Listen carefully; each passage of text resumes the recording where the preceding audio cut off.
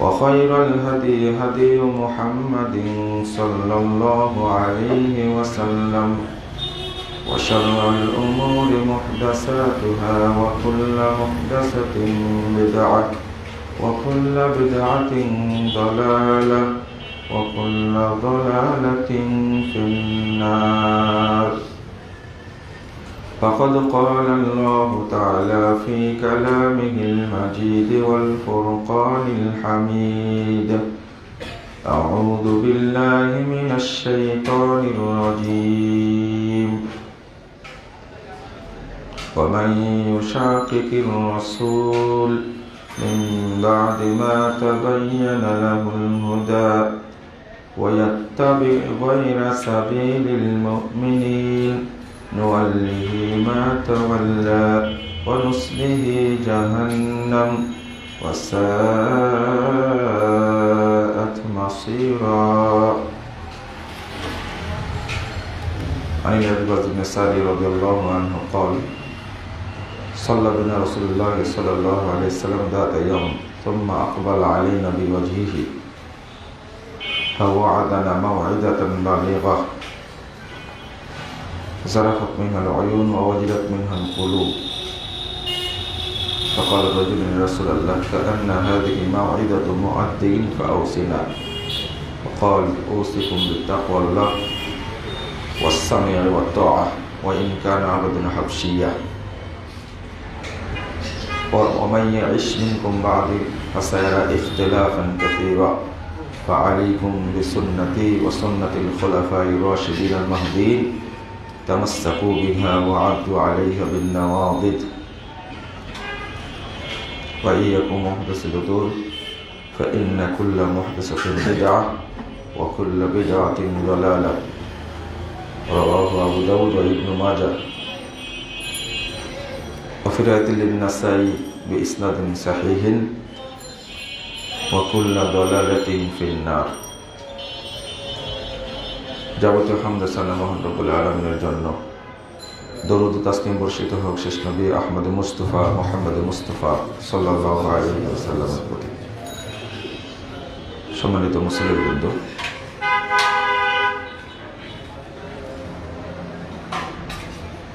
মানহাজ অনুসরণ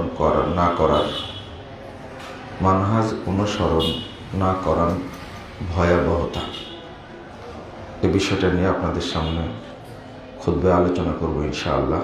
ওমা তাওফীকি ইল্লা বিল্লাহ আলাইহি তাওয়াক্কালতু ওয়া ইলাইহি উনীব।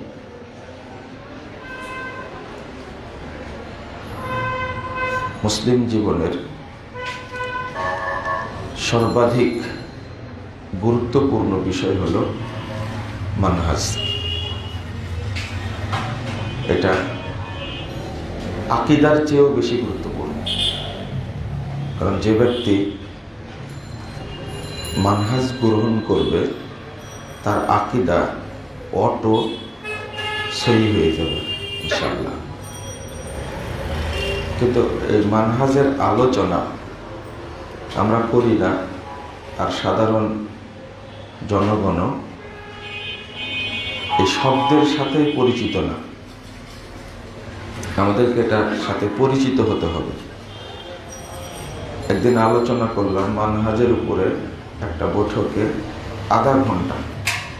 তারা পুরোটাই বুঝেছে মাযহাব, এবং বলেই ফেললো আমাকে যে আমরা তো মাযহাব মানি না, তো আপনি তো আলোচনা করলেন মাযহাবের উপরে। বুঝলেন, মাযহাব না, মানহাজ। অথচ এটা এত গুরুত্বপূর্ণ। আব্দুল্লাহ ইবনে সালাম রাদিয়াল্লাহু আনহু এই মানহাজ শব্দটির আল্লাহ রাসূল সূচনা করেছেন এই সাহাবীর কথার আলোকে। ইবনু মাজাতেও আসছে হাদিসটি, সহিহ মুসলিমের 2484 নম্বর হাদিস। মানহাজ শব্দের অর্থ হলো, সোজা ভাষায় বলতে গেলে জান্নাতের পথ,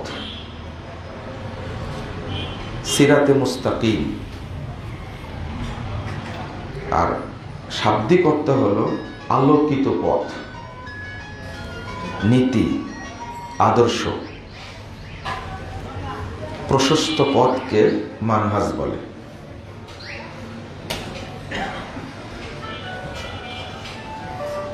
আব্দুল ইবনে সালাম রাদিয়াল্লাহু আনহু একদিন বেরিয়ে যাচ্ছেন, লোকেরা সবাই বলছেন যে ইনি হলেন জান্নাতি মানুষ। তো বর্ণনাকারী বলছেন যে আমি তার পিছনে যেতে থাকলাম। যখন বাড়িতে পৌঁছে গেল তখন আমি তাকে বললাম যে আপনাকে সবাই জান্নাতি মানুষ বললেন কেন? প্রসিদ্ধ ছিলেন তিনি জান্নাতি মানুষ বলে, আব্দুল ইবনে সালাম। তো তিনি তখন বললেন যে আমি একদিন রাত্রে স্বপ্ন দেখলাম, বড় হাদিস সংক্ষেপে বলছি। তো আমাকে একজন এসে বললেন যে কুম, তুমি দাঁড়াও। তো আমি দাঁড়ালাম, চলতে থাকো। চলতে গিয়ে বামে একটা রাস্তা চলে গেছে। তো আমি এই রাস্তায় যেতে লাগলাম। তখন লা তাখুযা, তুমি এই রাস্তায় চলো না, ফাইন্নাহা তুরুকু আসহাবিশ শিমাল, এটা বামপন্থীদের রাস্তা। আবার চলতে বলল। তো এই জায়গায় এসেছে জাওয়াদ্দা শিমাল, এই পথটা হলো মানে জাহান্নামীদের পথ, অর্থাৎ বামপন্থীদের পথ। এবার চলতে লাগলাম, ডানে একটা রাস্তা দেখলাম। তখন তুমি এবার ডানের রাস্তায় চলো, ফাইন্নাহা তুরুকু আসহাবিল ইয়ামিন, এটা হলো ডানপন্থীদের রাস্তা। ফাইদা জাওয়াদুন মানহাজুন, তখন দেখলাম এই পথটা একটা প্রশস্ত সোজা পথ, আলোকিত পথ। চলতে চলতে গিয়ে একটা উপত্যকা পেলাম। তো বললাম তুমি উঠো। উঠতে লাগলাম, গিয়ে চিত হয়ে পড়ে গেলাম, উঠতে পারলাম না। আবার চলতে শুরু করলো। সামনে বিশাল একটা খুঁটি, আসমানে তার উচ্চতা চলে গেছে, জমিনের গভীরে চলে গেছে। আমাকে বললো যে তুমি এই খুঁটির উপর উঠো। আমি জিজ্ঞেস করলাম যে কেমনে উঠবো? চেষ্টা করো। চেষ্টা করতে করতে আমি উঠে গেলাম এবং ধরে ফেললাম। তো পরবর্তীতে এই খুঁটিতে যখন ধাক্কা দেওয়া হলো, খুঁটিটা ভেঙে গেল, কিন্তু আমি ধরেই থাকলাম, বুঝতে পারলাম না। এই ঘটনা রাসূল সাল্লাল্লাহু আলাইহি ওয়াসাল্লামের কাছে বর্ণনা করলেন। তিনি বললেন, এবার আল্লাহ রাসূল ব্যাখ্যা দিচ্ছেন, এই মানহাজের ব্যাখ্যা দিচ্ছেন। তো এই যে রাস্তাটা, তুমি প্রথম যে রাস্তায় যাচ্ছিলে, এই রাস্তা হলো জাহান্নামীদের রাস্তা। পরে যে ডানের রাস্তায় গেলে, এটা হলো জান্নাতীদের রাস্তা। এখানে তুরুক শব্দ আসছে। তুরুক মানে অনেকগুলো পথ, ওইটা তো তুরুক আসছে, এটা একটা বোঝার ব্যাপার। লা ইয়াহদিয়ান্নাহুম সুবুলানা, লা নাহদিয়ান্নাহুম সুবুলানা, যে কোরআনের আয়াত। আল্লাহ বলছেন, যে ব্যক্তি চেষ্টা করে আমার পথে চলার, লা নাহদিয়ান্নাহুম সুবুলানা, আমি তাকে জান্নাতে যাওয়ার জন্য, সৎ পথে চলার জন্য অনেক পথ খুলে দিই। অর্থাৎ অনেক পথ বলতে জান্নাতে প্রবেশের যতগুলো মাধ্যম আছে, আল্লাহ সমস্ত মাধ্যম খুলে দেন তার জন্য। এখানে বলেছে অনেকে, যেহেতু সুবুল কথা বলা হয়েছে, অনেক পথ, সুতরাং যে পথেই চলুক না কেন একসময় জান্নাতে যাবে। নাউজুবিল্লাহ, এটা ভুল। আল্লাহ রাসূল বললেন তুরুকু আসহাবিশ শিমাল, এই রাস্তাগুলো হলো জাহান্নামীদের রাস্তা। রাস্তা একটা হওয়া উচিত, মানে এই সমস্ত আমলের উপরে, এই সমস্ত দিকে চললে সে যাবে কোথায়? জাহান্নামে। আর তুরুকু আসহাবিল ইয়ামিন, ডানপন্থীদের রাস্তা সমূহ, এর অর্থ হলো যে সমস্ত আমলের মাধ্যমে, যে সমস্ত কাজের মাধ্যমে একজন ব্যক্তি সিরাতে মুস্তাকিমে চললে জান্নাতে যেতে পারবে, এটা মাধ্যম বোঝানো হয়েছে। কিন্তু জান্নাতে যাওয়ার রাস্তা কিন্তু কয়টাই? একটাই। একটাই। কিন্তু ওই রাস্তায় চলতে গিয়ে কেউ এমন ভালো আমল করবে যে আমল করার কারণে দ্রুত জান্নাতে চলে যাবে, কেউ মধ্যম আমল করবে কিন্তু জান্নাতে যাবে, পরে হলেও যাবে। একেবারে লো কোয়ালিটির আমল করেছে কিন্তু লোকটি মানহাজের উপরে আছে, এরপরে কোথায় যাবে? এক পর্যায়ে কোথায় যাবে? জান্নাতে যাবে। এইটা হলো তুরুক, এইটা হলো আমল সমূহ। যার ঈমান যত পুক্ত, যার ঈমান যত শক্তিশালী, রোগ প্রতিরোধ ক্ষমতা যার যত বেশি, সে লোক তত সুস্থ মানুষ। যাদের রোগ প্রতিরোধ ক্ষমতা বেশি, যেমন বাচ্চাদের করোনা হলেও টেরই পায়নি, কারণ দুর্বল করতে পারেনি, ওদের অ্যান্টিবডি বেশি। অনেক বাচ্চার করোনা হয়েছে, ও বুঝতেই পারেনি, দৌড়াচ্ছে, খেলছে, জ্বরও আসেনি, সর্দিও না, কিচ্ছু না, কারণ অ্যান্টিবডি বেশি, ও প্রতিরোধ ক্ষমতা বেশি। যার ঈমানটা, পাপ প্রতিরোধ ক্ষমতা যার যত বেশি, ওই ব্যক্তি তত মুখলেস। এটা আপনারা নিজেরাই বুঝতে পারবো। সাধারণ একটা ছোট্ট এই খারাপ কাজ আপনার ঈমান প্রতিরোধ করতে পারছে না, আপনি বুঝে নেবেন যে আমার এই ঈমান দ্বারা কবরের আযাব প্রতিরোধ করতে পারবে না। আমার ঈমান কবরের আযাবকে প্রতিরোধ করতে পারবে না। এটা সাধারণ পাপ, সেটাই আমি ছাড়তে পারছি না। আমার ঈমানের পাওয়ার কতটুকু একটু বুঝলেই হবে। যার ঈমানের পাওয়ার যত বেশি আর যার ঈমানের পাওয়ার যত কম, যালিকা আযআফুল ঈমান, সবচেয়ে লো কোয়ালিটির ঈমান। যে এই লোক আগে জান্নাতে যাবে কি করে? কয়েকটা হাদিস এসেছে, এটা একটা বোঝানোর ব্যাপার বলেই কথাগুলো বলছি, যে দরিদ্র ব্যক্তিরা, দরিদ্র মুহাজিররা 500 বছর আগে জান্নাতে যাবে, 500 বছর আগে। আর কিছু ব্যক্তি আল্লাহ রাসূলের উম্মত যারা, 70,000 ব্যক্তি জান্নাতে চলে যাবে, কোনো হিসাব, কোনো আযাব ছাড়াই জান্নাতে চলে যাবে। 70,000। এখন আমি আপনি দোয়া করব, আল্লাহ 70,000-এর মধ্যে আমাকে অন্তর্ভুক্ত করে নিন। সাহাবীদের সংখ্যা কিন্তু অনেক বেশি, আমরা এই ধারায় পড়বো কিনা আল্লাহই ভালো জানে। তো বোঝা যাচ্ছে আল্লাহ রাসূল আগে জান্নাতে যাবেন, তারপরে ফাতেমা রাদিয়াল্লাহু আনহা যাবেন, আর আবু বকরের জন্য জান্নাত রেডি থাকবে। সাহাবীদের পরে সব সাহাবী জান্নাতি, সব সাহাবী জান্নাতি। আমরা তাহলে কি জান্নাত আগে যেতে পারবো? এই চিন্তা করার দরকার আছে। এই স্তরে স্তরে, তবে আমাদের চেষ্টা করতে হবে আমরা যেন সালাফদের মানহাজের উপরে থাকি, তাহলে পরে আর আগে হোক একসময় জান্নাতে যাবোই ইনশাআল্লাহ। আল্লাহকে বলতে পারবো, তোমার নবী, নবীর সাহাবী, তাবী, আমরা তাদের মানহাজ অনুসরণ করেছি, আল্লাহ তুমি আমাদেরকে জান্নাত দিবা। আমল তাদের মতো না করতে পারলেও আমরা তাদেরকে ভালোবেসেছি, তাদের মানহাজ মেনে চলেছি, আমল কম, নেকি কম পেয়েছি, কিন্তু আমাদের তুমি জান্নাতে একটু জায়গা করে দাও। আমাদের জান্নাতুল ফেরদাউস দরকার নাই, জান্নাতে একটু জায়গা করে দিলেই হবে। তবে চেয়েছি তোমার কাছে জান্নাতুল ফেরদাউস দিলে কতই না ভালো হয়। তোমার নবী শিখিয়ে দিয়েছে, চাওয়ার সময় জান্নাতুল ফেরদাউসই চেয়েছি, তুই জান্নাতুল ফেরদাউস না দিলেও জান্নাতে যে কোনো এক জায়গায় ঠাই দিলেই হবে। আমরা বলতে পারবো না? ইনশাল্লাহ পারবো। তো আমরা কি নবী সাল্লাল্লাহু আলাইহি ওয়াসাল্লাম, সাহাবা কেরামের মানহাজের উল্টা চলি কি? চলি না। চলার ক্ষেত্রে ধীর গতি, মন্থর গতি হতে পারে।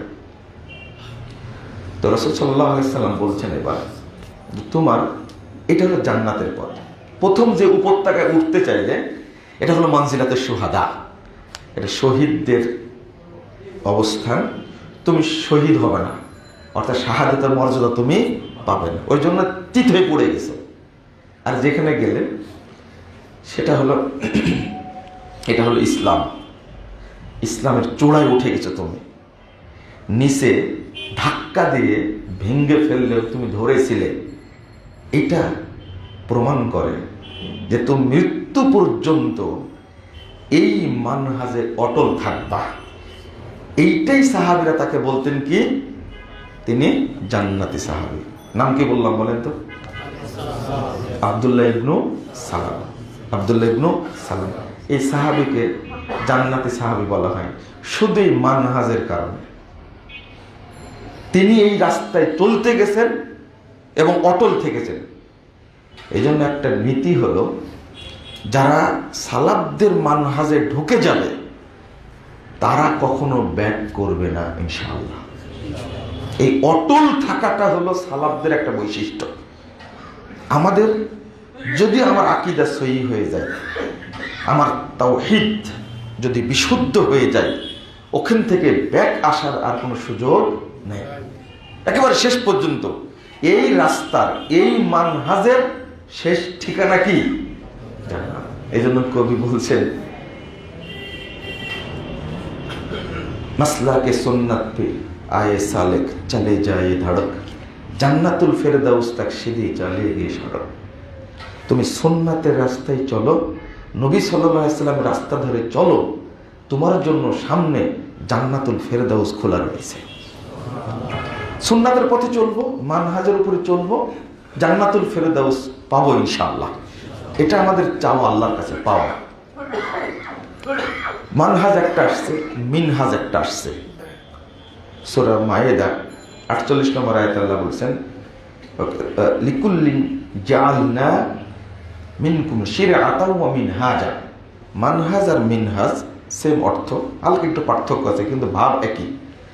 তো প্রত্যেক উম্মতের জন্য আমি একটা মানহাজ দিয়েছি, আল্লাহ বলছেন। শিরআতাও ওয়া মানহাজা, একটা নীতি এবং মানহাজ দিয়েছি। তাহলে আমাদের বুঝতে হবে মানহাজটা গুরুত্বপূর্ণ। মুসনাদ আহমদের 18,430 নম্বর হাদিসে এখানে আসছে মিনহাজুন নবুওয়াহ, অর্থাৎ নবুয়তের যে মানহাজ, নবুয়তের পথটা কি? জান্নাতের পথ না, আলোকিত পথ না? এখানে আল্লাহ রাসূল বলেছেন মিনহাজুন নবুওয়াহ। এক শ্রেণীর মানুষ কেবল এই পথে চলবে, আর সমস্ত মানুষ মানহাজের বাহিরে চলবে। এটাই হলো সিরাতে মুস্তাকিম। আল্লাহ রাব্বুল আলামিন বলেছেন, ইহদিনাস সিরাতাল মুস্তাকিম সিরাতাল্লাযীনা আন'আমতা আলাইহিম।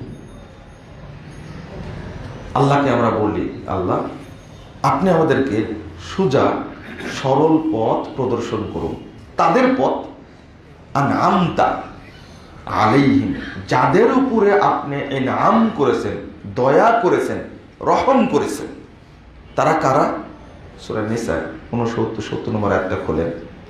আল্লাহ বলছেন, ওমাই ইউতিল্লাহ ওয়ার রাসূল ফাউলাইকা মাআল্লাযীনা আন'আমাল্লাহু আলাইহিম মিনান নাবিয়্যিন ওয়াস-সিদ্দিকিন ওয়াশ-শুহাদা ওয়াস-সালিহিন ওয়া হাসুনা উলাইকা রাফিকা।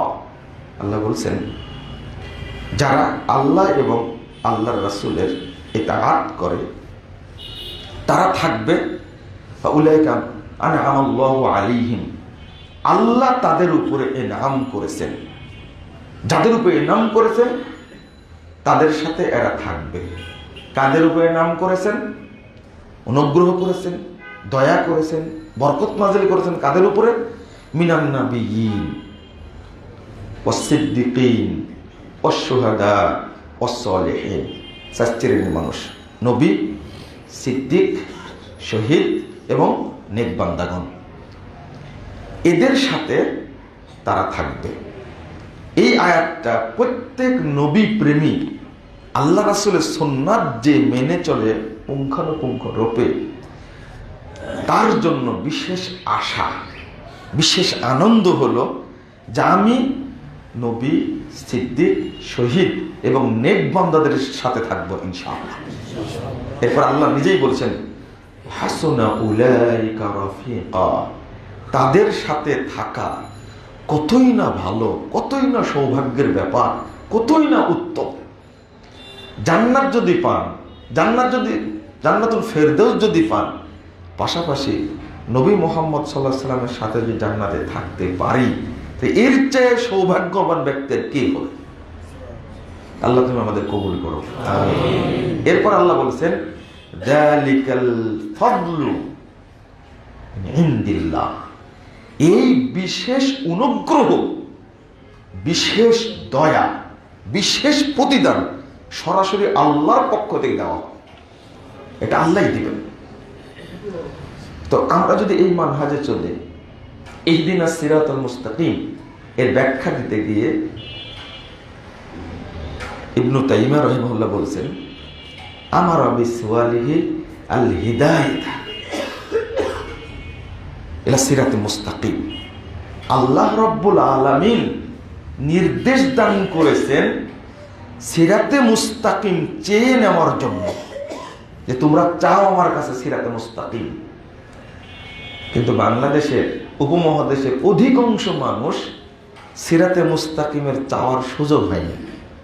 কারণ একজন ব্যক্তি 70 বছর যাবৎ জামাতে নামাজ পড়ছে, ফরজ সালাতে ও কোনোদিনই বলেনি ইহদিনাস সিরাতাল মুস্তাকিম, বলতে পেরেছে? কারণ সূরা ফাতিহা পড়া তো নিষেধ করে দিয়েছে। সূরা ফাতিহা পড়া কি করে দিয়েছে? নিষেধ করে দিয়েছে। তো সিরাতে মুস্তাকিম পাবে কি করে? আল্লাহর কাছে কোনোদিনই বলেনি। আপনি বলবেন যে নফল সালাতের জন্য হাদিসটা, নফল সালাত কি কিয়ামতের মাঠে কাউন্ট হবে? যে ব্যক্তির ফরজ দ্বারা পূরণ হবে ওই ব্যক্তির নফল খোঁজ নেওয়া হবে? তা আমরা আল্লাহর কাছে বলি আমাদের যেন ফরজে শর্ট না পড়ে, ফরজ আদায় করে যেন জান্নাতে যেতে পারে। কথা কি বোঝা গেল? যখন শর্ট পড়বে ফরজে তখন আল্লাহ বলবেন নফল আছে কিনা দেখো, ওখান থেকে নিয়ে পূরণ করো। যে সালাত না পড়লেও চলে। বুঝেননি আমার কথাটা? আবার গালিগালাজ করবেন না। মানে জোহরের 4 রাকাত সুন্নাত, এই সুন্নাতে নাকি আল্লাহ রাসূল বলেছেন যে তোমরা সূরা ফাতিহা পড়ো। অথচ বহু সাহাবী, বহু তাবেঈ, বহু তাবে তাবেঈ, বহু মুহাদ্দিস উলামায়ে কেরাম সুন্নাত পড়েনি। কারণ আল্লাহ রাসূল বলেছেন তুকিমুস সালাতাল মাকতুবা ওয়া তুআদ্দিস যাকাতাল মাফরুজা, তুমি তাওহীদ মেনে নিবা। 1397 নম্বর হাদিস সহিহ বুখারী। ওই যে গ্রাম্য এক ব্যক্তিকে, মূর্খ ব্যক্তিকে আল্লাহ রাসূল বললেন, বলছে দুল্লানি আলা আমালিন আমিলতুহু দাখাল জান্নাহ, দলিল আমাকে এমন আমলের কথা বলো আমি আমল করলে জান্নাতে যাব। আল্লাহ রাসূল বললেন তাওহীদটা মেনে নাও, শিরিক করো না, আর ফরজ সালাত আদায় করবা, আর ফরজ যাকাত দিও, আর রমাদানের সিয়াম পালন করো। 4টি বললেন। বলে বলছেন যে আল্লাহু লা আযীদু আলা হাযা ওয়া লা আনকুসু মিনহু, আল্লাহর কসম বেশিও করব না কমও করব না। উঠে চলে যাচ্ছে। সালামও দিতে জানে না, সালামটাও দিতে জানে না, এমন মূর্খ। আল্লাহ রাসূল বলেছেন মান সাররাহু আইয়ানজুরা ইলা রাজুলিন মিন আহলিল জান্নাহ ফালিয়ানজুর ইলা হাযা। এই সাহাবীরা, তোমরা যদি কেউ জান্নাতি মানুষকে দেখে খুশি হতে চাও, দেখো দেখো লোকটা জান্নাতি। সুবহানাল্লাহ। এই লোকটি সুন্নাতের কথা বলেছে। কি বলেছে? আল্লাহ রাসূল কি বললেন? ফরজ সালাত আদায় করো।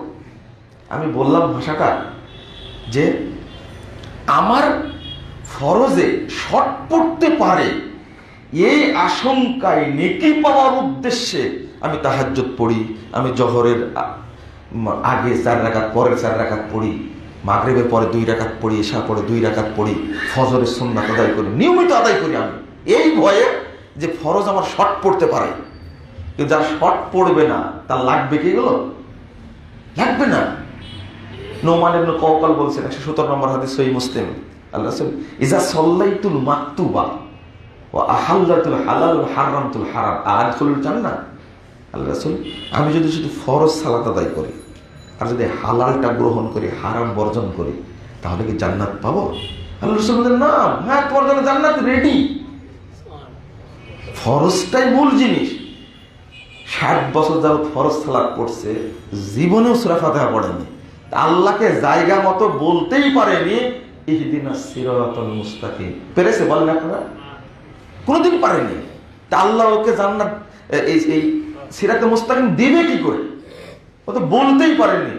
ইহদিনাস সিরাতাল মুস্তাকিম। আপনারা বুঝেন না, এটা কিন্তু ইহুদি খ্রিস্টানদের একটা বিরাট চক্রান্ত, যে মুসলিমরা যেন এই সিরাতে মুস্তাকিম না পায়। এই জন্য যে হাদিসগুলো তৈরি করেছে, একটা আশ্চর্য ব্যাপার। আর যে সূরা ফাতিহা পড়ল না, সে তাওহীদের স্বীকৃতি দিল না। আর তাওহীদের স্বীকৃতি না দিলে তার ইবাদত কবুল হবে না। আলহামদুলিল্লাহি রাব্বিল আলামিন, এটা তাওহীদের রুবুবিয়্যাহ। আর রহমানির রহিম মালিক ইয়াউমিদ্দিন, এটা তাওহীদের আসমা ওয়া সিফাত। ইয়াকা না'বুদু ওয়া ইয়াকা নাস্তাঈন, এটা তাওহীদের উলুহিয়্যাহ। তিন প্রকার তাওহীদের নাকি দলিল পাই। কি সমস্যা? উপরে জায়গা থাকলে একটু যান। আপনারা একটু সরে আসবেন নাকি? তাও তো গাদা গাদা হয়ে বসে আছে। একটু আগে আসেন, কষ্ট করে এগিয়ে আসেন একটু।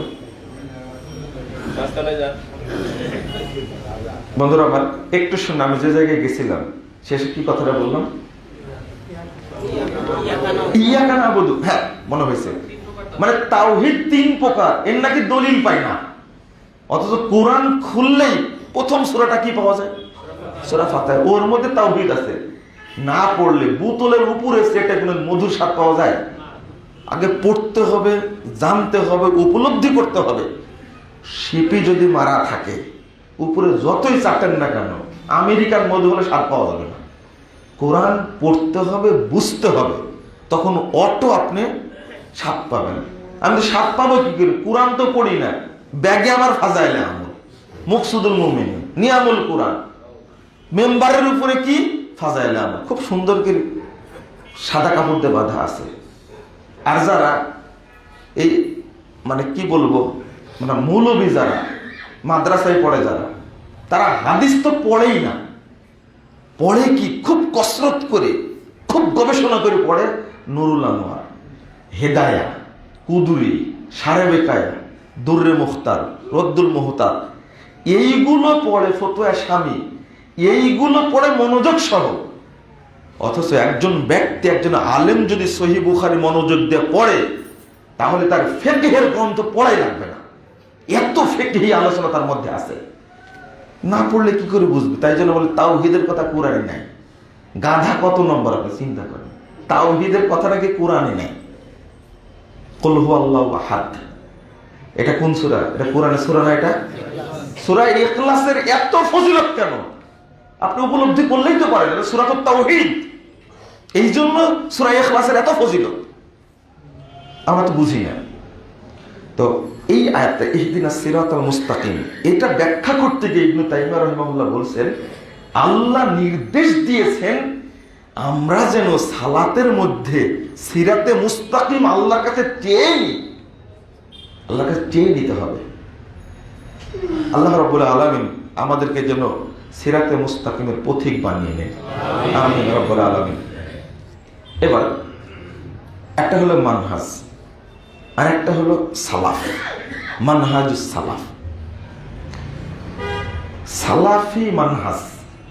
সালাফ বলতে বোঝায়, এটা সহিহ বুখারীর হাদিস, 2682 নম্বর হাদিস সহিহ বুখারীতে এসেছে, খায়রুন নাসি করনি সুম্মাল্লাযীনা ইয়ালুনাহুম সুম্মাল্লাযীনা ইয়ালুনাহুম। আর একটা হাদিস আসছে, এটা রাবীর সন্দেহ, সুম্মাল্লাযীনা ইয়ালুনাহুম। রাসূল বলেছেন মানুষদের মধ্যে সর্বোত্তম যুগ হলো আমার যুগ, তারপরে সাহাবীদের যুগ, তারপরে তাবেঈদের যুগ। আমরা এই পর্যন্ত থাকি। তিন যুগকে শ্রেষ্ঠ স্বর্ণযুগ বলা হয়, তিন যুগকে স্বর্ণযুগ বলা হয়। তো রাসূল সাল্লাল্লাহু আলাইহি ওয়াসাল্লাম বলতে চাইলেন যে এই তিনটা যুগ যেটা, এটা হলো সালাফদের যুগ, এটা হলো সালাফ, যারা চলে গেছেন। হ্যাঁ, আর এক অর্থে যে ব্যক্তি সালাফি মানহাজের উপরে থেকে মারা গেছে, তিনি কিন্তু সালাফ। মনে করেন 10 বছর আগে একজন মারা গেছে, 5 দিন আগে একজন মারা গেছে, তিনি কিসের উপরে ছিলেন? সালাফি মানহাজের উপরে ছিলেন, তিনিও সালাফ।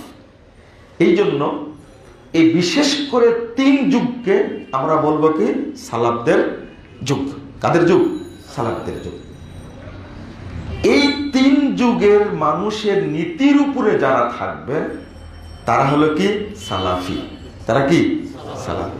তাহলে সালাফ আর সালাফি একটু আলাদা, একটু আলাদা। সাহাবায়ে কেরাম কি সালাফ, তাবেঈ নিয়ে যান সালাফ। আমরা তাদের অনুসরণ করি, আমরা কি সালাফি। এটা বুঝলেই হবে। তো এখন সালাফ শব্দটা কোথা থেকে আসছে? সালাফ হলো অগ্রগামী, যেটা আগে, পূর্ববর্তী। সহিহ বুখারীর ৬২৮৬ নম্বর হাদিস, রাসূল সাল্লাল্লাহু আলাইহি ওয়াসাল্লাম মৃত্যুর সময় যখন ফাতেমা রাদিয়াল্লাহু আনহা কান্নাকাটি শুরু করলেন, তখন আল্লাহ রাসূল ডেকে নিয়ে তার কানে বললেন, ফাইন্নী নি'মাস সালাফু আনা লাক। দেখো, তোমার জন্য আমি অগ্রগামী, এটা না কতই না উত্তম। অর্থাৎ তোমার অগ্রগামী আমি, অর্থাৎ তোমার আগে আমি চলে যাচ্ছি, এটা না কতই না উত্তম। অর্থাৎ ইঙ্গিত দিলেন আমার পরে তুমি আমার সাথে মিলিত হবে। এটা যখন বললেন, ফাতেমা রাদিয়াল্লাহু আনহা তখন খুশি হয়ে গেলেন যে আব্বার সাথে আমি আগে সাক্ষাৎ করব। আগে বলাতে তিনি কাঁদতে লাগছিলেন, পরে যখন এই সুসংবাদ দিলেন তখন ফাতেমা রাদিয়াল্লাহু আনহা কি কান্না বন্ধ করলেন। তো মা আয়েশা রাদিয়াল্লাহু আনহা জিজ্ঞেস করছেন, তোমাকে কি বললো বলো তো, কি বললো বলো তো?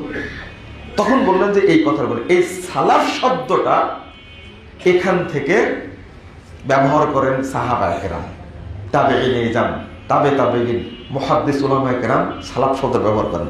সেখান থেকে আমরা বলি কি সালাফি। সবচেয়ে বেস্ট নাম সালাফি, আহলুল হাদিস, আহলে হাদিস, আসহাবুল হাদিস, আত-তাইফাতুল মানসুরা, আত-তাইফাতুদ যাহিরা, ফিরকাতুন নাজিয়া, এইগুলো সব এক একটা নাম। এইগুলো একটার সাথে আরেকটার কোনো পার্থক্য নেই, একই। এখানে একটা কথা বলে রাখি, যারা মানহাজের আলোচনা করে না, হতে পারে আকীদা সহিহ, যারা তাওহীদের আলোচনা করে না, এবং যারা সালাফি বা আহলে হাদিস দাবি করে না, বলে না, পরিচয় দেয় না, আপনার যতই প্রয়োজন হন না কেন ওই বেদাতির কাছে কোনো মাসালা জিজ্ঞেস করবেন না। আমি তাকে বেদাতি বলি। কথাটা আমার একটু ভালো করে শুনেন। যে ব্যক্তি জানেন গাজীপুরে এসেছিলেন আব্দুল্লাহ আল কাফি আল কুরাইশি রাহিমাহুল্লাহ, তিনি এসে মঞ্চে লেখা দেখেছিলেন, কিন্তু ওখানে আহলে হাদিস শব্দ লেখেননি। জিজ্ঞেস করলে লেখনি কেন? তো বলছে এই এলাকায় একটু আহলে হাদিস নিয়ে অ্যালার্জি আছে। আমি ইতিহাসটা পড়ে আশ্চর্য হলাম। তাহলে ঠিক আছে, তোমরাই প্রোগ্রাম করো। প্রোগ্রাম না করে চলে গেছিলেন তিনি। সে না, এখানে প্রোগ্রাম করবো না। আহলে হাদিস শব্দ আমি বলছি না, একজন দায়ী প্রথমেই গিয়ে বলবে আপনি আহলে হাদিস হন, এটাকে বলার দরকার আছে? কিন্তু দায়ী যখন বুঝেন, সেই দায়ী যদি নিজেকে সালাফি বা আহলে হাদিস বলতে না চান, তাহলে সেই দায়ীর মানহাজ ঠিক আছে না। আমাদের দেশের সবচেয়ে ভয়ানক অবস্থা যেটা, সেটা হলো আমরা মানহাজ গোপন করেছি। মানহাজ গোপন করার কারণে আমাদের সাধারণ লোকগুলো বেশি বিভ্রান্ত হচ্ছে, বেশি তারা মানে দিশেহারা হয়ে ঘুরছে। অথচ যদি এই লোকটা সালাফদের মানহাজ গ্রহণ করে, তাহলে তার কোনো টেনশন নাই।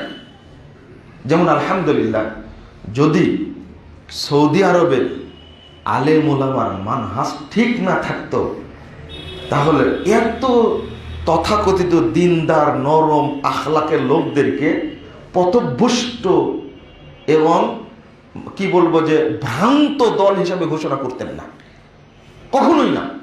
আখলাক দেখে পাগল হয়ে যাওয়ার কথা। কিন্তু না, আল্লাহ রাব্বুল আলামিন বলে দিচ্ছেন সূরা বাকারা 137 নম্বর আয়াত, ফাইন আমানু বিমিসলি মা আমানতুম বিহি ফাকাদ ইহতাদাউ। এই আয়াতটা ভালো করে বুঝে রাখবেন। 137 নম্বর আয়াত সূরা বাকারা। মাঝে মাঝে পড়বেন এই আয়াতটা, ফাইন আমানু বিমিসলি মা আমানতুম বিহি ফাকাদ ইহতাদাউ। আল্লাহ বলছেন সাহাবীদেরকে লক্ষ্য করে, তোমরা যেভাবে ঈমান এনেছো এইভাবে যদি তারাও ঈমান আনে ফাকাদ ইহতাদাউ, তাহলে তারা হেদায়েত পাবে। তাহলে বোঝা গেল এই আয়াত থেকে সাহাবায়ে কেরামের ঈমান যেমন, আকীদা যেমন, মানহাজ যেমন, ওইরূপ মানহাজের লোক আমরা যদি না হই তাহলে হেদায়েত পাবো না। ফাকাদ ইহতাদাউ শর্ত করেছেন, ফাইন আমানু, যেটা আরবিতে বলা হয় শর্ত এবং মাশরুত। অর্থাৎ টিউবওয়েল নাই, পানি আনতে যাবেন আপনি, যেখানে টিউবওয়েল নাই ওখানে পানি আনতে যাওয়ার কোন প্রশ্নই আসে না। যে দেশে পারমাণবিক বোমা নাই ওই দেশে আক্রমণ করার দরকার নাই, প্রয়োজন আছে খামাখা। এইরকম আয়াতটা ঠিক এইরকম, ফাইন আমানু বিমিসলি মা আমানতুম বিহি, তোমরা যেরূপ ঈমান এনেছো এরূপ ঈমান যদি তারাও আনে ফাকাদ ইহতাদাউ, তাহলে তারা হেদায়েত প্রাপ্ত হবে। শর্ত ওয়া ইন তাওয়াল্লাউ, আর যদি তারা মুখ ফিরিয়ে নেয় এই শর্ত থেকে, ফাইন্নামা হুম ফি শিকাক, তাহলে তারা ভ্রষ্টতার মধ্যেই থাকলো, তারা ওই জাহান্নামের রাস্তায় থাকলো, তারা জাহান্নামীদের মধ্যেই থেকে গেল। এত গুরুত্বপূর্ণ শর্ত এটা। যদি আমার ঈমানটা সাহাবীদের ঈমানের মতো না হয়, আমার ঈমানটা যদি, আমার আমলটা, আমার মানহাজটা, আমার আখলাকটা যদি সাহাবায়ে কেরামের মতো না হয়, নবী মুহাম্মদ সাল্লাল্লাহু আলাইহি ওয়াসাল্লামের মতো না হয়, এক কথায় সালাফদের মতো না হয়, তাহলে আমি হেদায়েত পাবো না। বাংলাদেশের অধিকাংশ মানুষ দাবি করছেন 90% মানুষ নাকি আশআরী আর মাতুরিদী আকীদা। আচ্ছা, আশআরী আর মাতুরিদী আকীদার যদি হয়, আশআরীর জন্ম হলো 255 হিজরিতে, আর মৃত্যু হলো 330 হিজরিতে।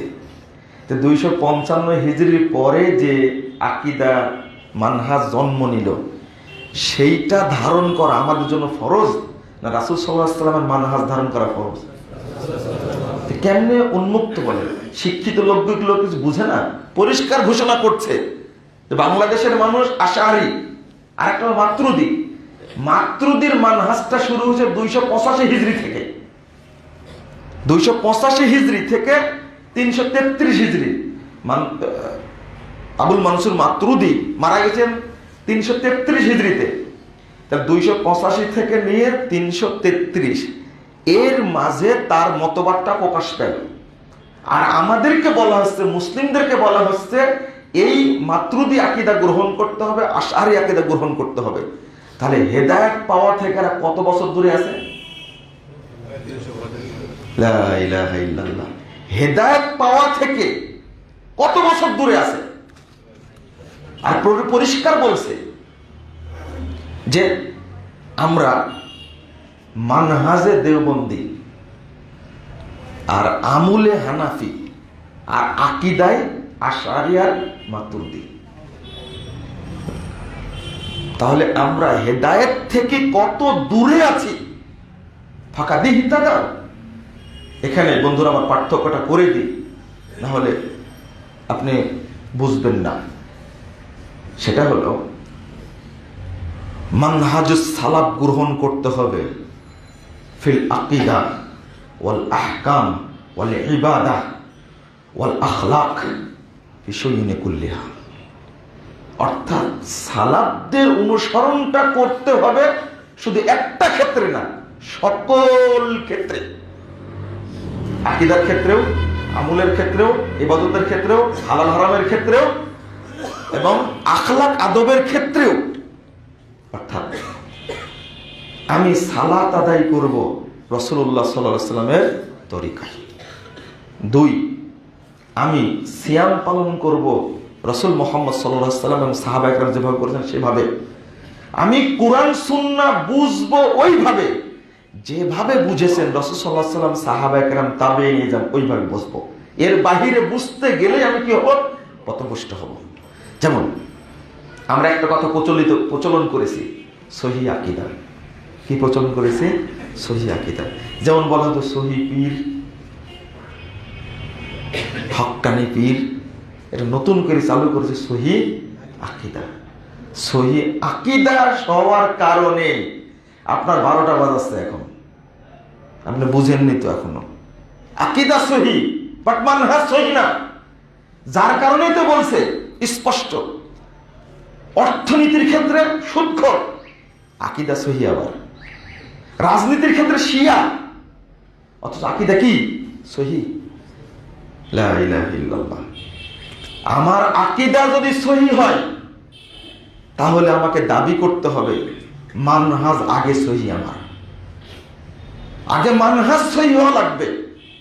এই জন্য তো একজন লোক বলছে আমার আকীদা সহি, আল্লাহ আরশে আছেন, আল্লাহ সিফাত আছে, তিনি নিরাকার না, কথা ঠিক আছে। আল্লাহ নবী মুহাম্মদ সাল্লাল্লাহু আলাইহি সাল্লাম মাটির তৈরি, ঠিক আছে। তিনি গায়েব জানতেন না, ঠিক আছে। কিন্তু আবার মানে অর্থনীতির ক্ষেত্রে বলছেন যে না, যেটা ব্যাংক থেকে ইন্টারেস্ট দেওয়া হয় এইটা খাওয়া যাবে, কোনো সমস্যা নাই। মানে ওই ব্যাংকের উপদেষ্টা, যে মাথায় টুপি থাকলে উপদেষ্টা তো ব্যাংকে। আসলে খিলগাই মসজিদের খুতবাদের বড় বড় মানুষ তো ভয়ও লাগছে। সেদিনে এত সুন্দর একটা আলোচনা করেছেন ডক্টর আব্দুল্লাহ ফারুক সাহেব এই নরসিংদীতে। আলোচনাটা আপনারা প্রত্যেকে শুনবেন। আমি এত অভিভূত হয়েছি তার আলোচনায়। কোনোদিন এইরকম গভীরে গিয়ে আলোচনা করেন না। বাসতে মানে গাড়িতে নোট করতে করতে গেছেন, গিয়ে আলোচনাটা করেছেন। এত চমৎকার। বর্তমান যুগে মানহাজ নিয়ে যদি আলোচনা করতে হয়, বিভ্রান্তি কেন হয়েছে আলোচনাটা শুনে দেখবেন। কতদিন এক বক্তা বলে দিয়েছে আল্লাহ রাসূল আত্মহত্যা করতে চেয়েছিলেন, তাই না? নাও বলেন নাউজুবিল্লাহ। অথচ হাদিসটা বুঝাইনি। ওর মানহাজ যদি ঠিক থাকতো, বলেন তো কোন সালাফি আলেম এই ধরনের ফালতু কথা বলেছে? হাদিস বুখারীতে আছে, এটা হলো মুরসাল হাদিস, মাকতু হাদিস। এই হাদিসটা নিয়ে কেউ আলোচনা কখনো করে না। যে বিভ্রান্তিগুলো ছড়াচ্ছে মূল কারণ হলো যে সালাফদের মানহাজকে গুরুত্ব না দেওয়া। যদি এই ব্যাপারে সালাফরা কি বলেছেন এইটা যদি দেখা হতো, ইবনু হাজার আসকালানী ফতুহুল বারীর মধ্যে স্পষ্ট বলে দিয়েছেন, আলবানী রাহিমাহুল্লাহ স্পষ্ট বলেছেন। 1999 সালে মারা গেছেন আলবানী। যদি কথাটা দেখতে যেতাম সালাফরা কি বলেছেন, তাহলে ভুলটা হতো আমাদের এই জায়গায় সবচেয়ে ত্রুটি। একজন ব্যক্তি সরাসরি বলেছেন আমার আকীদা সহি, কথা আমি সালাফি না, আমি সালাফি না, আমি আহলে হাদিস না। আচ্ছা বলেন তো এই লোকের আকীদা কি সহি? না। একজন লোক আখলাক খুব সুন্দর। আখলাক সুন্দর বলতে এমন রিকশাওয়ালা তাকে আগে সালাম দিতে পারে না, আগেই মসজিদে চলে যায়। তাহলে এর আখলাকটা অর্থাৎ আদব শিষ্টাচারতা সালাফদের মতো, বাট আকীদাটা কি? আকীদা হলো পাক্কা মাজার পূজারিও। বুঝেন মনে হয় বাংলাদেশের একজন বড় প্রতিষ্ঠিত শিল্পপতি আছে একজন, এ হলো চরম মাজার ভক্ত, পীর ভক্ত চরম। কিন্তু লোকের আখলাক এত চমৎকার, আপনি আগে সালাম দিতেই পারবেন না তাকে। ড্রাইভার আজ পর্যন্ত তাকে আগে সালাম দিতে পারেনি। মানুষের সাথে কথা হলে মনে হয়েছে এইরকম ফেরেশতা পাওয়াই মুশকিল। অথচ লোকটা কি একবার খাঁটি খাঁটি মাজার পূজারি। তো তার ধন সম্পদ সব ব্যয় করে কোথায়? মাজারে। বাংলাদেশে যদি সুফিবাদ দেখতে চান, সুফি যদি দেখতে চান, এই লোকটাকেই পাওয়া যাবে, একটা খাঁটি সুফি একটা। অত সুফিবাদটা হলো কুফরি মতবাদ। কি মতবাদ? কুফরি মতবাদ। আপনারা তো খুব লাফাচ্ছেন। বাংলাদেশের সুফিবাদ সম্পর্কে যার ধারণা নাই, ধারণা না থাকার কারণে উল্টা হয়ে যাচ্ছে। এক সুফি মাজার পূজারী একজন মাঝখানে ডিবেট করে খুব নাম করেছে। আমাকে ফোন দিয়ে বলছেন কানাডা থেকে এক মাদানী শায়েখ, বলছে আমি ধন্যবাদ জানাচ্ছি, আপনি একটু ধন্যবাদ জানান। আমি বললাম আপনি কি? বলছেন আমি সালাফে আকীদা। না, আপনি সালাফে না, আপনি জিলাপি। জিলাপি যদি না হবেন, যে লোকটা আলবানিকে গালি দিচ্ছে, যেটা মোহাম্মদ বিন আব্দুল ওয়াহাবকে গালি দিচ্ছে, আলবানিকে বলছে 3 বছর ইহুদিদের কাছে প্রশিক্ষণ নিয়েছে, তারপরে মুহাদ্দিস হয়েছে। ইবনু তাইমিয়াকে বলছে হিন্দুদের মতো কাফের, আহলে হাদিসদেরকে ইহুদি বলছে, কাফের বলছে স্পষ্ট ভাষায়। আর আপনি বলছেন আমি ধন্যবাদ দিয়েছি? আপনি জিলাপি, আপনি সালাফি না, কখনোই হতে পারেন না আপনি। তো আপনাকে কি ভাষায় বলবো? ওর মধ্যে যদি মানহাজ থাকতো, আহমদ ইবনে সিনান বলছেন লাইসা ফি দুনিয়া মুত্তাকিউন ইল্লা ওয়া হুয়া ইউকিজু আহলাল হাদিস। পৃথিবীতে যত বেদাতি আছে, প্রত্যেক বেদাতি আহলে হাদিসদেরকে গালি দেয়, প্রত্যেক বেদাতে গালি দেয়। ওয়াইদা তাদার রাজুল নুজিআ হালাওয়াতুল হাদিস মিন কলবি। তিনি বলছেন যখন কোনো ব্যক্তি বেদাতি হয়, তার অন্তর থেকে হাদিসের মহব্বতকে ছিনিয়ে নেওয়া। নাউজুবিল্লাহ, আস্তাগফিরুল্লাহ। যার অন্তরে হাদিসের মহব্বত নাই, তাকে আমি ধন্যবাদ জানাবো কি করে সম্ভব আমার পক্ষে? যে ব্যক্তি আহলে হাদিসদেরকে আহলে খবিশ বলছে। তওবা তওবা, নাউজুবিল্লাহ। এই জন্য মানহাজের জ্ঞান না থাকার কারণে আমরা উল্টাপাল্টা করে ফেলছি ইতিমধ্যেই। আপনারা দেখেন, যে লোকটাকে আপনি এত সুনাম করছেন, লোকটা এত ভালো মুসল্লি, লোকটার ব্যবহার এত ভালো, অথচ ওই লোকের মানহাজটা কি? এই লোকটা কি পাক্কা কি মাজার পূজারী, পাক্কা সুফি। তাহলে এক দিক যদি ওর ভালো হয়, বাকি দিক যদি খারাপ হয়, এই ব্যক্তিকে কি সালাফি বলা যাবে? না, বলা যাবে না। আপনাদেরকে যে নসিহতটা করব সেটা হলো সালাফি তিনি যিনি রাসূল সাল্লাল্লাহু আলাইহি ওয়াসাল্লাম, সাহাবায়ে কেরাম, তাবেঈনে ইজমের সকল ক্ষেত্রের রীতি মেনে চলেন, তিনি কি সালাফি। আজকে যাদেরকে সুন্নি বলছেন, আমাকে মাফ করবেন আপনারা, সুন্নি যাদেরকে বলছেন তারা কি সুন্নি? সুন্নিরা ভিতরে ভিতরে সব শিয়া হয়ে গেছে। শিয়া যদি নাই হবে, তাহলে শিয়ার রাজনীতি, খমিনির রাজনীতিকে আমরা জায়েজ বলে কি করে? যে শিয়াদের আকীদা হলো নাউজুবিল্লাহ, আস্তাগফিরুল্লাহ, মা আয়েশা রাদিয়াল্লাহু আনহা জিনাকারিনী মহিলা, যারা আবু বকরকে ফেরাউন বলে ডাকে, যারা উমরকে হামান বলে ডাকে, তারা কি ইসলাম মুসলমান? তারা শিয়ারা, রাফেজিরা কি মুসলমান? যারা কাফের, ইরানের শিয়ারা, সিরিয়ার শিয়ারা, ইয়ামানের হুতিরা, এরা হলো রাফেজি, নুসাইরিয়ারা, এরা বাতিনি মুসলমান। শিয়া এরা তো কাফের। শেখ বিন বাজ রাহিমাহুল্লাহ তাদেরকে স্পষ্ট ভাষায় বলে গেছেন তারা সব কাফের। আর আমি ওই শিয়া রাজনীতিকে পছন্দ করছি, অথচ আমার আকীদা কি সহি, দাবি করছে আমার আকীদা সহি, কিন্তু রাজনীতির ক্ষেত্রে আমার আকীদা কি শিয়া। অনুরূপ ভাবে যে ব্যক্তি, আমি এই কথাটা এইভাবে বলার চেষ্টা করি, আপনারা শুধু তাওহীদ বুঝেছেন আল্লাহর ক্ষেত্রে, আর তাওহীদ ফিল ইলাহ কে বলেছে আপনাকে? আল্লাহকে এক মেনেছেন মাবুদের জন্য। আমাদের একমাত্র মাবুদ কে? আল্লাহ।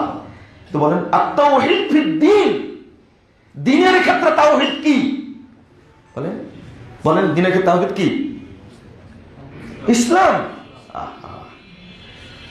তাওহীদ ফির রিসালা, অর্থাৎ দ্বীনের ক্ষেত্রে তাওহীদ বলতে বুঝালাম আপনাকে, আমাকে বুঝতে হবে ইসলাম ছাড়া অন্য কোনো দ্বীন মানা যাবে না। না, এই জায়গায় ধরা খেয়েছি আমরা।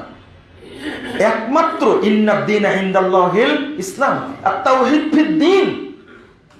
বলেন একজন ব্যক্তি কি কমিউনিস্ট বলে দাবি করতে পারে? ন্যাশনালিস্ট বলে দাবি করতে পারে? সেকুলার বলে দাবি করতে পারে? না, তার একমাত্র নাম, জাতিগত নাম হলো কি মুসলিম। আমার দ্বীন কি? ইসলাম। আমার দ্বীন, তোমার দ্বীন কি? ইসলাম। তাহলে মার রব্বুক, তোমার রব কি? আল্লাহ। তাওহীদ ফিল ইলাহ, ইলার ক্ষেত্রে, মাবুদের ক্ষেত্রে একমাত্র মাবুদ কে? আল্লাহ। দ্বীনের ক্ষেত্রে একমাত্র দ্বীন আমার জন্য কি? ইসলাম।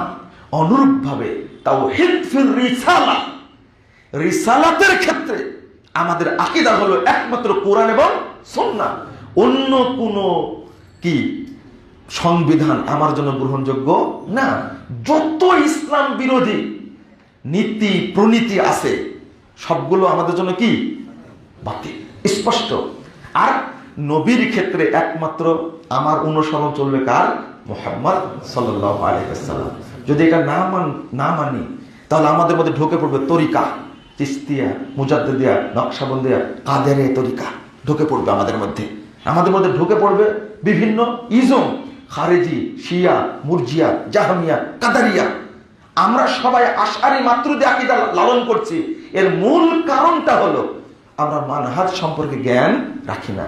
আজকে তো বুঝলেন, যদি কোনো ব্যক্তি দাবি করে যে আমি ইলিয়াসি তরিকায় তাবলীগ করি, তাহলে আপনার কাছ থেকে মোহাম্মদের তরিকা আউট। মোহাম্মদ তরিকা কি আউট। আপনি কিভাবে বলবেন আমার নবী, তোমার নবী কে ছিল? কি নবী কে ছিলেন?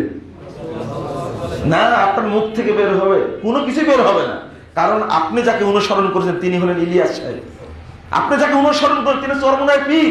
আপনি যাকে অনুসরণ তিনি হলেন আটমাসের পীর। আপনি যাকে অনুসরণ করেন তিনি মাঝভান্ডারির পীর। আপনি যাকে অনুসরণ করেছেন সে হলো দেওয়ানবাগী। আপনার নাম দিয়ে মুহাম্মদ সাল্লাল্লাহু আলাইহি ওয়াসাল্লাম বের হবে কি করে? মানে নবীর ক্ষেত্রে যে তাওহীদ, এটা আমরা মানতে পারিনি। আপনার সালাত কার তরিকায় চলছে? বিদআতি তরিকায় চলছে। সালাতকে নষ্ট করে দিয়েছি মানহাজ না মানার কারণে। আমাদের ইমাম সালাত শিক্ষা দিলে জিজ্ঞেস করতাম, বলো নবী সাল্লাল্লাহু আলাইহি ওয়াসাল্লাম পড়েছেন কিনা এইভাবে? কারণ সল্লু কামা রাআইতুমুনি উসাল্লি। আল্লাহ রাসূল বলছেন ইরজি ফাসাল্লি ফাইন্নাকা লাম তুসাল্লি, ফিরে যাও সালাত পড়ো, সালাত পড়োইনি। আল্লাহ রাসূল বললেন। আর আমরা মনে করেছি কি সালাত আমাদের হয়ে যাচ্ছে। হুযায়ফা রাদিয়াল্লাহু আনহু বলছেন একজন ব্যক্তিকে, 1312 নম্বর হাদিস, কাম সাল্লাইতা হাযিহিস সালাহ, এই নাসাইর মধ্যে তুমি এই সালাত কতদিন পড়ছো? মুনযু 40 আমা, প্রায় তো 40 বছর যাবত। হুযায়ফা রাদিয়াল্লাহু আনহু বলছেন, সার্টিফিকেট দিচ্ছেন, মা সাল্লাইতা মুনযু 40 সানা, 40 বছর যাবত তুমি নামাজই পড়োনি। 40 বছর যাবত তুমি নামাজই পড়োনি। শুধু তাই না, ওয়াইন মুত্তা লাউ মুত্তা ওয়া আনতা তুসাল্লি হাযিহিস সালাহ লা মুত্তা আলা গায়রিল ফিতরাতি আল্লাতী ফাতারাল্লাহু মুহাম্মাদান সাল্লাল্লাহু আলাইহি ওয়াসাল্লাম। শুনো, 40 বছর তো পড়োইনি, এইভাবে পড়তে পড়তে যদি মরে যাও, এই সালাত পড়তে মরে যাও, তো তুমি বেদিন হয়ে মারা যাবে। এই হাদিসই প্রমাণ করে যারা নামাজ পড়ে না তারাও বেনামাজি, যারা নামাজ পড়ে 50-90 বছর যাবত কিন্তু রাসূলের তরিকায় পড়ে না তারাও কি বেনামাজি, তারাও বেনামাজি। আপনি বলবেন এত বড় কথা বলছেন কারণ রাসূলের সালাত পাওয়া যায় না তো। মানহাজ না জানার কারণে সালাত শিখেছে হুজুরের কাছে। মানহাজ জানা থাকলে আমি সালাত শিখতাম সাহাবীর কাছ থেকে। মানহাজ জানা থাকলে আকীদা শিখতাম রাসূল থেকে। আমি আকীদা শিখছি পীরের কাছ থেকে, আকীদা শিখছি বক্তার কাছ থেকে, আকীদা শিখছি বেদাতি হুজুরের কাছ থেকে। অথচ এই সমস্ত বেদাতির কাছে ইলম গ্রহণ করাই হারাম। কিয়ামতের আলামত এটা। ইন্না মিন আশরাতিস সাআ আইয়ুল তামাসাল ইলমু ইনদাল আসাবির। আল্লাহ রাসূল বলেছেন, 908 নম্বর হাদিস তাবরানী আওসাতের মধ্যে এসেছে। রাসূল সাল্লাল্লাহু আলাইহি ওয়াসাল্লাম বলেছেন, বেদাতীদের কাছ থেকে যখন ইলম নেবে তখন কিয়ামত হবে, এটা ধ্বংসের লক্ষণ। আমরা কেন তাদের কাছ থেকে নিলাম? আনাস রাদিয়াল্লাহু আনহু বলেছেন, মা'রিফু শাইয়্যান মিম্মা হাদার কানা নবী সাল্লাল্লাহু আলাইহি ওয়াসাল্লাম, 530 নম্বর হাদিস সহিহ বুখারীর মধ্যে এসেছে। রাসূলের যুগে যা দেখেছি এই যুগে কিছু দেখতে পাচ্ছি না। নাউযুবিল্লাহ, আস্তাগফিরুল্লাহ। কিলা সালাত, সালাতটাও না, না কচ্চাইয়াতুম মাজাইয়াতুম ফিহা, সালাত যেভাবে নষ্ট করেছো আর কি রাসূলের সালাত আছে? আনাস রাদিয়াল্লাহু আনহু বলছেন 10 বছরের খাদেম মুয়াবিয়া বিন কুররা, তিনি বলছেন, আদরাকতু সাবিনা রাজুলান মিন আসহাবিন নবী সাল্লাল্লাহু আলাইহি ওয়াসাল্লাম, আমি 70 জন সাহাবীকে পেয়েছি। কতজন? 70 জন। আমি শোনো, লাউ খারাজু ফিকুল ইয়াম মা আরাফু শাইয়্যান মিম্মা আদরাকতুম ইল্লা নিদা। তোমরা যে আমলগুলো করছো রাসূলের যুগে কোনো আমল ছিল না। রাসূলের যুগে যে একটা জিনিস আছে সেটা হলো আযান। শুধু আযানটা দেখতে পাচ্ছি। ঠিক একই কথা বলছেন ইল্লাল কিবলা, আযানটাও নাই। হাসান বাসরি বলছেন ইল্লাল কিবলা। আল্লাহ রাসূলের যা যুগে যা ছিল কোনো আমলই দেখতে পাচ্ছি না। শুধু দেখতে পাচ্ছি তুমি কিবলার দিকে হয়ে সালাত পড়ছো, এতটুকু কিবলাটাই দেখতে পাচ্ছি। কিন্তু নামাজও রাসূলের না, কি আযানও রাসূলের না। লা ইলাহা ইল্লাল্লাহ। ইবনু তাইমিয়া ইমাম আহমদ বিন হাম্বল রাহিমাহুল্লাহ বলছেন, লাউ সাল্লাইতা ফি নিয়াতি মসজিদিন মা রাআইতা আহলা মসজিদিন ওয়াহিদিন ইকিমুনাস সালাহ মা জা আনিন নবী সাল্লাল্লাহু আলাইহি ওয়াসাল্লাম ওয়া আসহাবিহি। দেখো ইমাম আহমদ বিন হাম্বল 10 লক্ষ হাদিসের হাফেজ, তিনি বলছেন তুমি 100টা মসজিদে সালাত আদায় করো, কোন মসজিদে রাসূলের সালাত পাবে না। আল্লাহ রাসূল যেভাবে পড়তেন, সাহাবীরা যেভাবে পড়তেন, এই সালাত তুমি পাবে না। তিনি বলতে পারবেন না, তা আপনি বলতে পারবেন? তিনি 10 লক্ষ হাদিসের হাফেজ। মসজিদে খায়েফে শেখ বিন বাজ, শেখ আলবানী, শেখ উসাইমিন 3 জনাই ছিলেন। নামাজ পড়াবেন কে?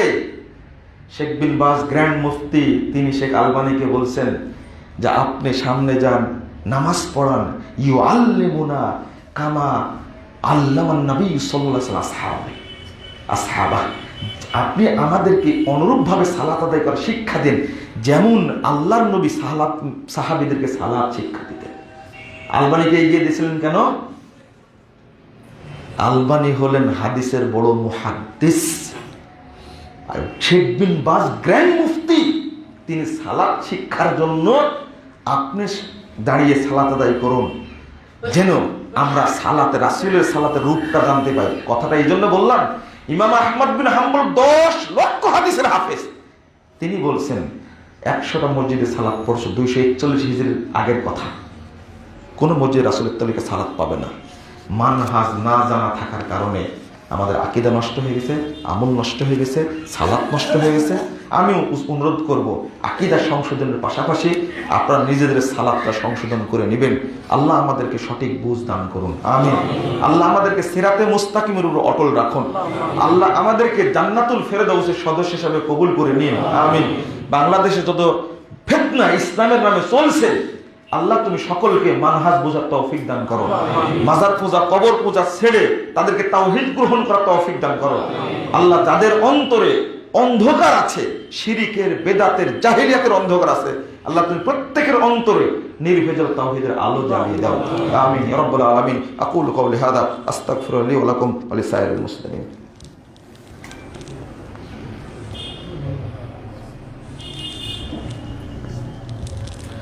আলহামদুলিল্লাহি ওয়াহদা ওয়াসসালাতু ওয়াসসালামু আলা মান লা নাবিয়্যা বা'দা। আল্লাহুম্মা সাল্লি আলা মুহাম্মাদিন ওয়া আলা আলি মুহাম্মাদ কামা সাল্লাইতা আলা ইব্রাহিম ওয়া আলা আলি ইব্রাহিম ইন্নাকা হামিদুম মাজিদ। আল্লাহুম্মা বারিক আলা মুহাম্মাদিন ওয়া আলা আলি মুহাম্মাদ কামা বারাকতা আলা ইব্রাহিম ওয়া আলা আলি ইব্রাহিম ইন্নাকা হামিদুম মাজিদ। আল্লাহুম্মা আইজ্জিল ইসলাম ওয়াল মুসলিমিন, আল্লাহুম্মা আইজ্জিল ইসলাম ওয়াল মুসলিমিন। আল্লাহুম্মা ইগফির লানা ওয়া লিল মুমিনিনা ওয়াল মুমিনাত والمسلمين والمسلمات والأحياء منهم والأموات.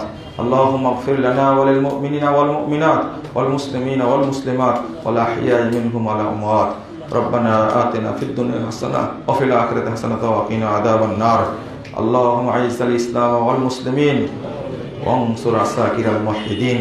اللهم عن الكفرة والفجرة والمبتدة واليهود والنصارى والمشركين. اللهم عن الكفرة والفجرة والمبتدة واليهود والنصارى والمشركين. ربنا تقبل منا إنك أنت السميع العليم وتب علينا إنك أنت التواب الرحيم. وصلى الله على النبي.